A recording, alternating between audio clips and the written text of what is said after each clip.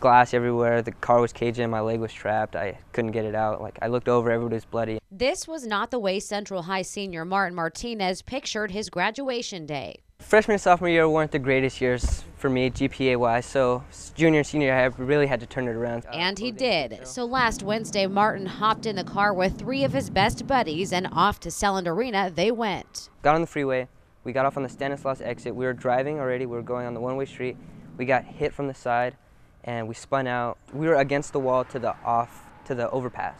So if we would have got hit a little bit harder, we would have flew over the overpass and ended up on the freeway. Martin and his friends were pretty banged up. I had a couple cuts on my hands. I had a slight cut on my forehead. My ear was sliced, the back of my ear, the back of my head. But by this time it was after 6 and graduation had already started. Martin's parents had gotten here, but paramedics said he couldn't leave with them in the car until he went to the hospital and got checked out. So instead of leaving by car, Martin took off on foot. Either I went to the hospital or I went to my graduation, and I wasn't going to let an accident stop me from getting to my graduation. It wasn't a quick trip for Martin by any means. Cut up and bloody, he jogged about 1.5 miles to Selland Arena, making it just in time to graduate. Family that I'd hardly see, they were there, and I was like, you know, I have to pull through this for them.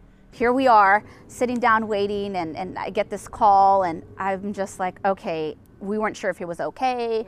All I know, she kept saying he's not going to the hospital, but he's bleeding a lot. And once Martin got there, he didn't forget his friends. I ended up talking to one of the advisors, and I asked them if they could say their names right after mine. I went up there, shook their hands, and they said my name, and then they said their 3 names right after that. It was just so overwhelming. I wanted to cry. He sat back down on his seat, and he kissed his diploma. As he kisses high school goodbye, Martin says the detour to his diploma was worth it. I did all this for my high school graduation. I got to do whatever I have to do for my college graduation. But he hopes that graduation runs a little smoother.